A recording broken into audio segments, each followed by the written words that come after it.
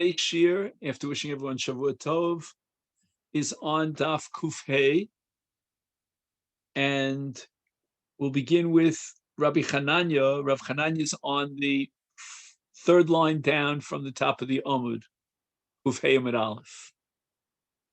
Now let's keep in mind that we had a machlokas between Rabbi Yehuda and Rabbi Yossi in the case of a person who began his meal on Erev Shabbos, and now it got dark.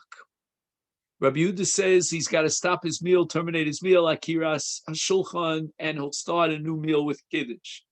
And Rabbi Yossi says he's allowed to continue his meal, and he'll end his meal whenever he ends it with kiddush.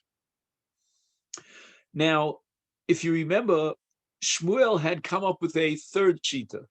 He said that the halach is not like Rabbi Yehuda, nor like Rabbi Yossi, but rather poris mapo mekadosh.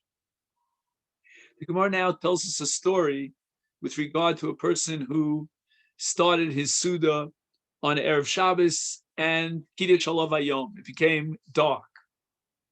Rav Chananya Bar Shlomya V'Salmidei de Rav Havikayasve Bisudasa. So they were sitting in a Suda on Erev Shabbos and it got dark. V'Koya Laihu. And who was the Mishamesh? It was Rav Hamnuna Sava, the elderly Rav Hamnuna. Amru Le. Rabbi Chanina and the Talmidim of Rav turned to Rav Hamnuna Saba. Zil Chazi im Mikdash Yoma. Go and check out if the day has terminated and the sun is set, and now it's Shabbos. And Nafsik, if you'll tell us that the sun is set, then we'll terminate our Sudas Chol with Akiras Shulchan, the Nikbe'e L'Shabsa, and we'll begin a new Suda, and we'll be Kover that Suda as a Suda Shabbos. And at the face of it, it would seem that the halacha therefore is like Rabbi Yehuda, that a person who starts a meal Erev Shabbos, and now it's Chashecha, he has to be mafsik his meal, and he has to start a new meal. Amar Lahu, so Rav Hamnuna Saba said to them, yes, the sun in fact has set. Lo tzrichisu, but nevertheless, you don't have to be mafsik your suda, terminated with akiras hashulchan, in order to separate a sudas chol from a suda Shabbos. The Shabbos kova nafshe. Shabbos itself establishes this suda as a sudas Shabbos. And therefore, since it's already Shabbos, you're not allowed to eat a seudah on Shabbos without kiddush. And that itself is the greatest hefsek. The halachic requirement that you're not allowed to eat is a mafsik in the Suda, separating a Suda schol from what we're going to eat afterwards as Suda Shabbos. Therefore, all you need is Pores Machbu Makadesh. Diyomar Rav, now Rav Hamnuna, in his presentation, in his recommendation, he quotes the statement of Rav, Kishem Shabbos Kovas Lemaser, Kishem Sheh HaShabbos Kovas Lemaser, Kach Shabbos Kovas Lekiddush, which means that if a person has produce which is not yet tevel, and the reason why it's not yet tevel is because he's taking it into his house, and at this point, unless he was kovea suda, he's allowed to eat on achilas aroy. Now, Rav says that there are many kovim which set up the suda as a sudas keva, and therefore engender a shem isur tevel requiring hafrasha. One of those various kovim is the Shabbos. Anything you eat on Shabbos has a special significance to it, a special status. And that's koveh l'maser. It makes it into an achilas keva. Says Rav, to the same extent that Shabbos has that power to impact on your achila and upgrade its status to that of achilas keva, so too the Shabbos has the power to engender a brand new Suda. And anything you eat on Shabbos will now be endowed with the status of a Suda Shabbos. But we see from Rav that when it gets dark, any achila after it gets dark in its Shabbos is considered automatically a Sudas Shabbos, because Shabbos itself, kovas, it generates and impacts on the Suda. Therefore, we don't need Akiris HaShulchan. We don't need the Kovea brand new Suda. Shabbos itself is Kovea its own Suda. This is how Rashi and the Rashbam interpret this Sugya. Zil Chazi Imakdish Yoma, meaning the Talmidim of Rav were in the middle of the Suda. They extended the Suda into the darkness. They told Rav Hemnuna to check out if there's Kiddush Hayom, and if they should therefore stop and terminate the Suda with an Akirat Shulchan. And Rav Hemnuna said, yes, it's after Kiddush Hayom, it's dark out, but there's no need to be Kovea Suda L'Shem Shabbos.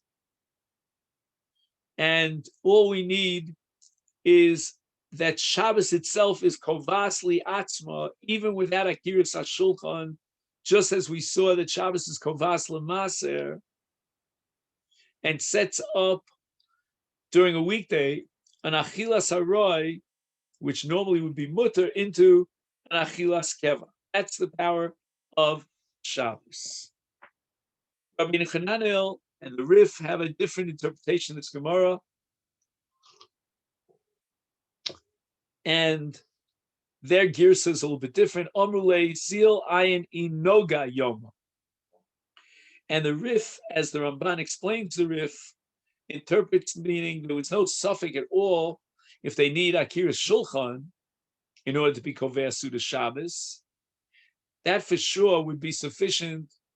All you need is Pisas Mappa.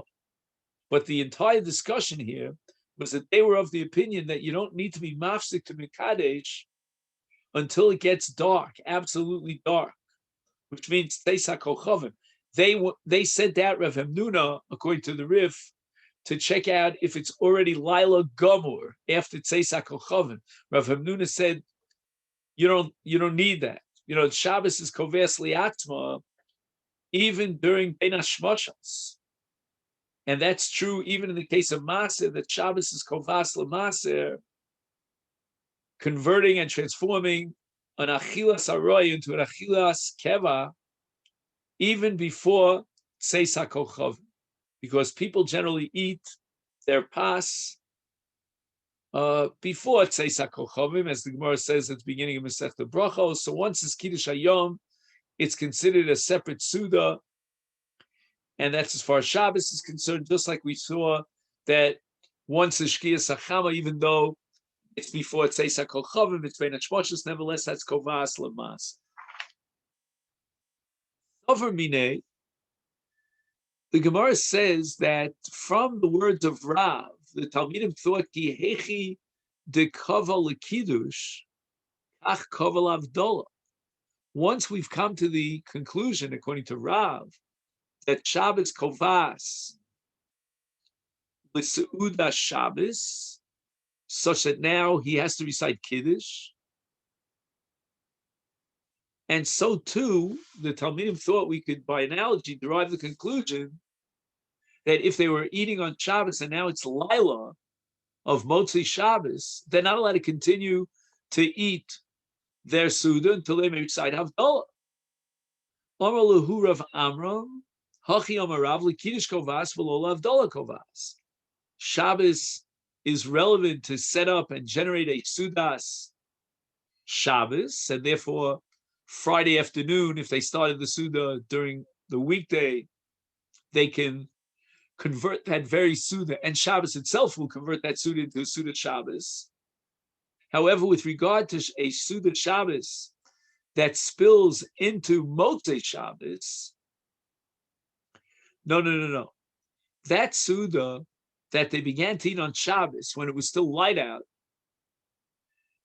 because of the power of Kvod Shabbos, continues to have that same status as a Suda Shabbos even after nightfall. And therefore, their Chiv Havdalah will only emerge after they finish the Suda Shabbos, whenever they finish it. But this din that Shabbos is not Kovas Lavdalah, That's only linyan mifsak delom mafsikinon, which means he started a Suda on Shabbos, he's allowed to continue even into the nightfall, and he doesn't have to stop in order to recite Havdalah, Avalas Chule, but to begin a Suda on Motzi Shabbos before Havdalah, Lo Maschil. We don't allow you to start a Suda, any sort of Achila, after Shabbos, after dark, before you recite Havdalah. Umifsik Nami, and that's which we said that if he began a Suda, he doesn't have to be mafsik for Havdalah when he started the Suda on Shabbos, Lo Amoran El Achila. Aval B'Shsia Lo. In other words, Shabbos generates a certain chashivas to the Seudah, such that even after nightfall and Motzi Shabbos, the Seudah retains its status as a Seudah Shabbos, and therefore I have no problem continuing eating even before Havdalah. But that's only as far as Achila is concerned. The Shabbos generates a Seudah Chashuva for Achila, for solid foods, but not for drinking liquids. So therefore, if he started drinking liquids before the day has concluded, before Shabbos is out, then once it gets dark, he's got to be mafsik ishtia in order to anticipate Havdalah. He cannot continue ishtia. He can continue his achila because Shabbos kovas es asuda kesuda Shabbos as far as achila is concerned. Ushasiya, with regard to Shasiya, that we said he's not allowed to begin a new Shasiya before Havdalah after it gets dark. Nami lo amar and ela b'chamra v'shikra. This only applies to Yayin and Sheikhar. Avomaya lesanba. He's allowed to begin drinking water even after it gets dark, before Havdalah, because water is not any sort of a Suda. Yayin has chashivus, and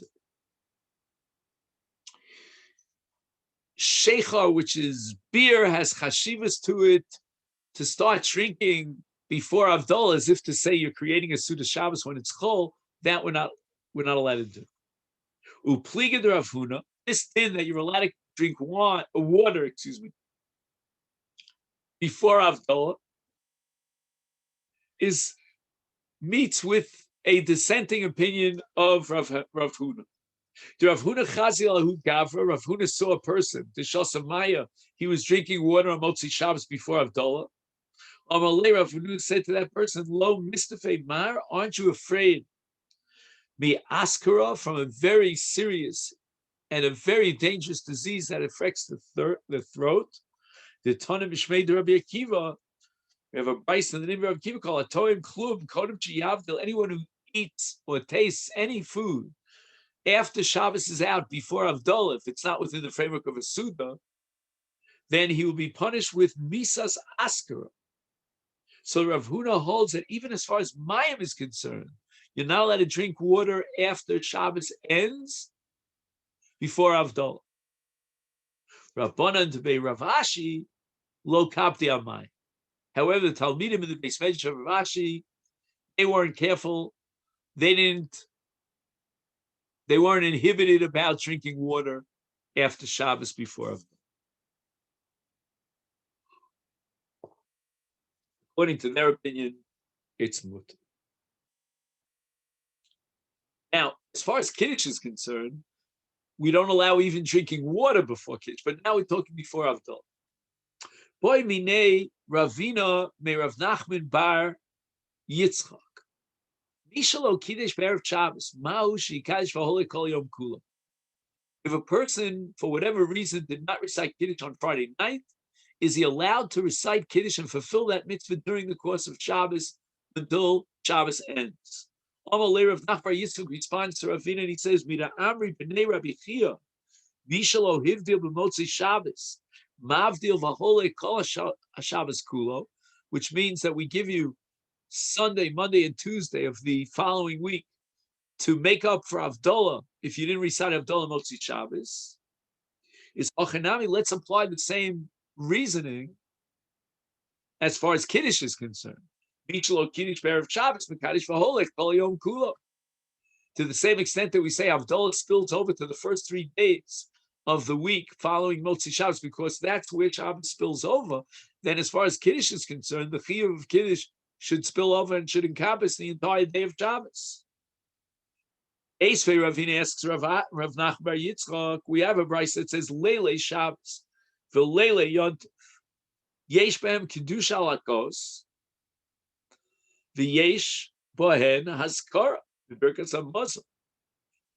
That means on the night of Shabbos, the night of Yontif, we recite Kiddush Alakos, Kos of Yayin.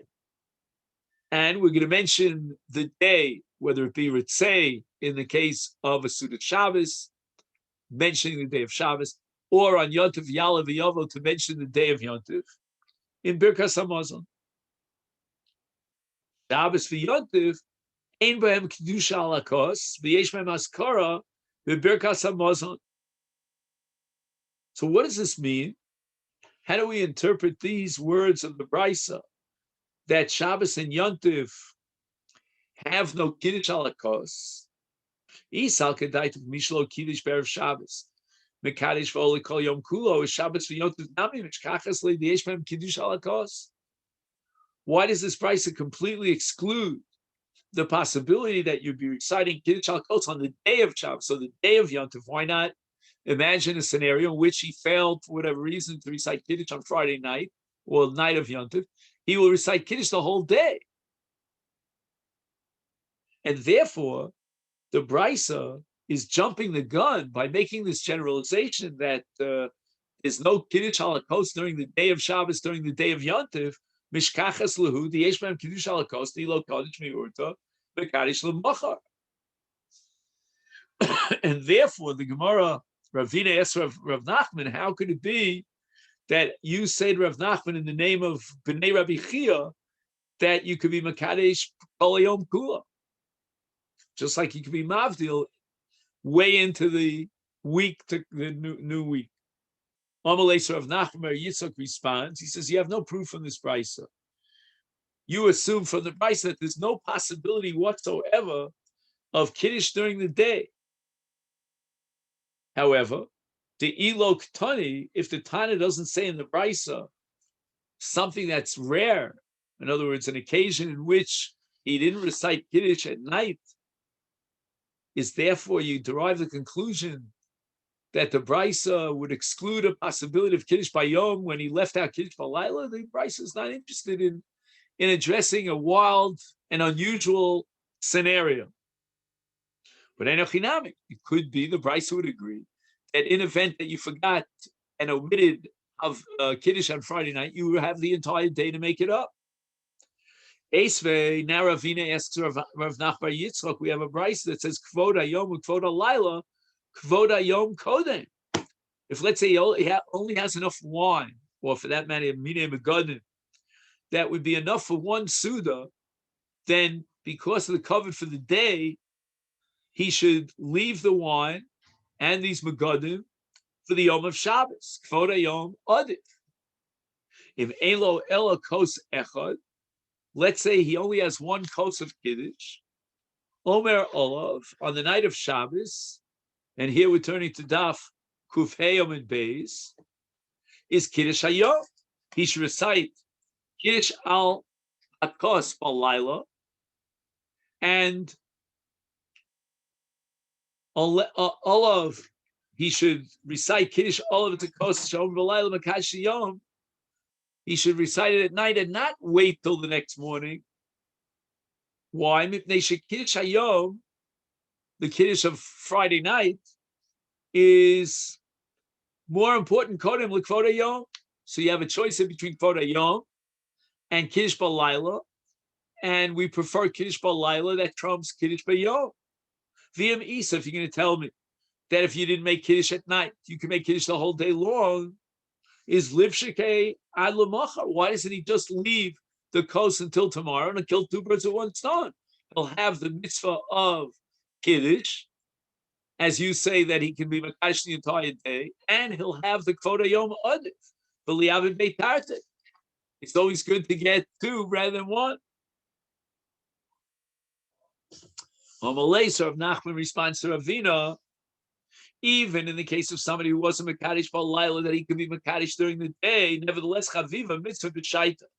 We have a principle that it's best to do the mitzvah in its proper time. And therefore, he should prefer reciting Kiddush at night over that one single kos of yain that he has, rather than delay it till the next day.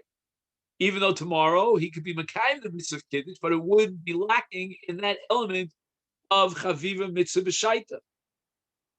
And the Gemara says in Menachos that we can even violate haktoras, a varim ve'murim of a carbon that was brought on Shabbos, because Ola Shabbos b'Shabbat, though, even though we can delay it till after Shabbos, but we don't do so because Chaviva mitzvah b'shaita. So the Gemara asks, but I have a stira to this presentation of Nachman about Chaviva mitzvah b'shaita. Mi'amrinon Chaviva mitzvah b'shaita. V'atanya we have a brisa hanichnas lebeso b'motzai Shabbos. So it means that he davened Ma'ariv in shul, and now he comes home to recite Havdalah. Mevarech al yayin, he recites Borei Pri HaGofen. V'ala Ma'or, he recites Borei Ma'orei Ha'esh. V'ala B'samim. And we're going to see why Ner comes before B'samim. That the Gemara is going to take up later, but that's not what's critical for us now. The Achakach Omer Havdalah al Hakos, he recites Baruch HaMavdil, Baruch HaMavdil. And then, this is the most important part of the brisa for us right now. The Elo Elakos Echad, he only has one cup of wine, and he wants to eat a Suda on Motzei Shabbos. We'll call it a Malava Malka. He wants to eat a Malava Malka. And he wants to use this kos as a kos of Birkas HaMazon at the end of his meal on Motzei Shabbos. Is therefore, in such a case, he should not make the bracha on yayin now, during Sudas Shabbos, but rather menicho ad liachar hamazon. He should delay drinking this wine until after he finishes his Motzei Shabbos Suda. Umeshalshalon kulon liachra, and he's going to combine. He's going to integrate all the brachos together in Havdalah, together with Birkas Hamazon. And again, even though Enos and Mitzvah Chavils, but here he only has one kos, he has no choice. So he's going to be Mevarech Birkas Hamazon ala kos. And then he'll recite all the brachos of Havdalah. So the Gemara says, you see from this brisa that if he has only one kos, he will delay his Havdalah until after the Suda. Why don't we say that since it's very important to the mitzvah at the first possible opportune moment, he should be mavdil immediately after Motzei Shabbos, before he eats his Suda. And how could you, Rav Nachbar Yitzchak, tell me that as far as bracha is concerned, we're going to apply the principle of Chaviva Mitzvah Shaita? Here's a case where the brisa says, Ein lo ela kos echad, he eats his Suda, delays his Havdalah until after the Suda, and then on one kos he's going to recite both Hamavdil and Birkas Hamazon, but he's postponing the mitzvah of Havdalah. How can he do so? Chaviva Mitzvah Shaita. Amalei Rav Nachman responds, Anolo Chachimana. He takes a humble stand. He says, I'm not a chacham to say a svara on my own. I didn't originate this Chaviva Mitzvah Shaita lo chozon. I'm not a magid who says a svara based on nevuah, on prophetic revelation. Below Yechidana. I didn't say this instead in the name of some far-flung Yidas Yochid. Ella Gamrana, I learned this in the yeshiva, Visadrana Anah, and I presented my understanding of what I heard from my Rebbeim to transmit the Torah from my Rebbeim V'chein Mor Beit Midrashi Kavosi, and that's how in the Beis Midrash they teach the halach and transmit it as an absolute rule of Chaviva Mitzvah B'Shaita. And therefore, although as far as Havdalah, you would ask me, well, we shouldn't be too excited about delaying Havdalah. Shiny lon beni yule yome lafuki yom. Chaviva mitzvah shaita means that I want to accept the day. That's Kiddush on Friday night. And that's called Iyule Yoma, the day coming in. So with Knisas HaShabbos, when Shabbos comes in, it enters with my Kiddush, is Kol Kama de Maktadina Le Adif. For Chibuv of Shabbos, we start as early as possible. We will not delay till a later time. And therefore, to say that we should wait with this cost and make Kiddush in the morning on Shabbos, that's a no-go. No way can we allow such a thing, because Chaviva Iyule Yoma. We have to go out there and bring in the Queen of Shabbos. Is Makdamina Kol Kam Makdamina Adif Mishum Chaviva Mitzvah B'Shaita. Zriza Makdimim, we want to start Kiddush at night as early as possible. But Afuki Yoma, when it comes to Havdalah, we can have a little bit more of a laid-back position and delay it. Why? Tuna means a masa. It shouldn't look like, you're carrying such a heavy burden. You're looking for the first opportune moment to drop it, to get rid of it. No, we want to hold on to the Shabbos. There are people who unfortunately run out, for the earliest Havdalah they can make. They look at their clock, not 1 minute later than they allow. We have Chaviva Mitzvah Shaita in the case of Kiddush. That's called a Yule Yoma, but we do not apply that principle with regard to Afuki Yoma, with regard to Havdalah. But on the contrary, with regard to Havdalah, if he's only got one kos, Nishkefel, he can delay Havdalah. He wants the Suda on after Shabbos. He needs a kos to serve a double function for both Havdalah and for Birkas Hamazon. That's exactly what he's going to do. And whenever he finishes his meal, that's fine. Mamina, Mia Masnisa. So we learn from this brisa a number of things. How many different things can we learn from one brisa? 8 different things. Tamne. Number 1, Shmamina Mavdil B'Tfila. He davened in shul and he recited Atachanontanu in Arvis and the Shemona Esrei. Tzarich Sheyavdil HaKos. He needs a second Havdalah when he comes home on a kos yain, and that's what the Bryce is talking about. Hanichnas the base of Motzai Shabbos. He comes to a shul after he davened, and now he has to be mavdil al kos. It's not enough to have one Havdalah in davening. And again, there's a lot of deep lumdus here that if we had time, we don't, but we can discuss why you need 2 Havdalahs. And the same thing as Kiddush, we need 2 Kiddushes, one in davening in Ma'ariv and the other al kos. Shmamina number 2, bracha, meaning Birkas Hamazon, to una kos. He needs a kos of yayin. It's not just something optional. It's something that you really have to look for a kos of yayin. And in this case, he only had one kos, and therefore he delayed Havdalah until after he'd finished his Suda, so he could have this kos yayin for Birkas Hamazon. That's called bracha to una kos. Number 3, Shmamina kochel bracha, sorech shir. We must have a minimum shir of a revius lug yayin for a kochel bracha. Otherwise, what's the whole issue here? Why not just take his one single kos and divide it in half? But the answer is we need a shir, and he cannot recite a bracha on a kos without a minimum shir of a revius halug. Therefore, we're going to be matir, delaying Havdalah, allowing him to eat a Suda after Shabbos in order to get a shear, because he only has a shear, maybe a little bit more, but he has a minimum shear of yayin for a kos shel bracha, meaning a kos shel birkas hamazon.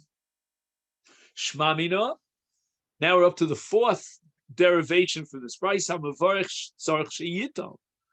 It's not enough to just recite the bracha ala kos, which is called seder dvarim ala kos. He also has to drink from the kos, because if he doesn't drink from the kos, then if he didn't have to drink from the kos, then he could use that kos sai for Havdalah and sai for Birkas Hamazon. But the answer is he's going to have to drink for the kos. He'll be left with less than a shear of revius lug yain, and he won't be able to fulfill these 2 kosos shel bracha, and therefore he will allow him to delay his Havdalah, etc., etc. Shmamino number 5, ta'amo pgamo, that once he tastes from the kos, he can no longer use that kos a second time around. Because the Gemara is arguing that why does the Brisa say that he only has one kos and he can't be mavdil immediately?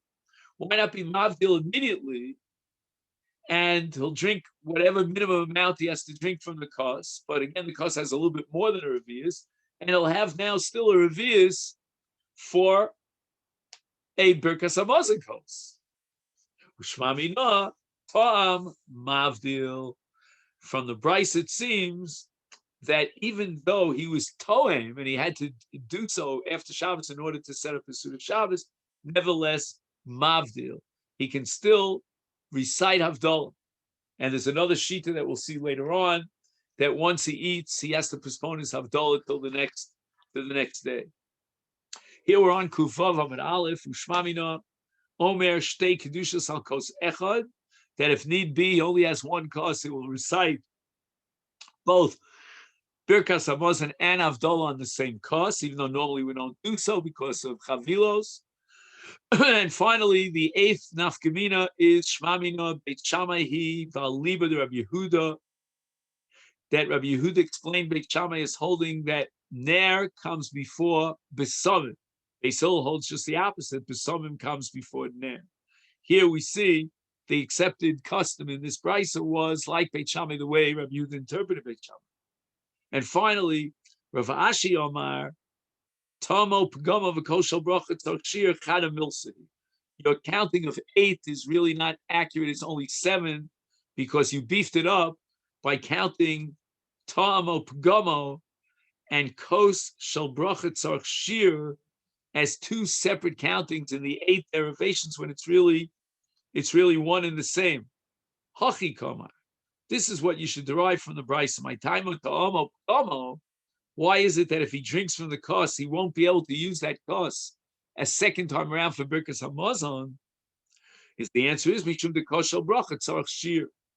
That since the Koshel Bracha requires a minimum volume of yayin or whatever you're drinking is the Koshel Bracha, and he was towing from the kos, it now no longer has the shear of a mole lugmav of yayin. If he had a kos gadol, a very large kos, according to Rav Ashi, then he could be towing from the kos. He still has a shear of vias left in the kos, and the kos is not called pogum. He can use that kos a second time. Okay, then this is where we'll stop, and Amir Hashem, we'll pick it up tomorrow on Daf Kuf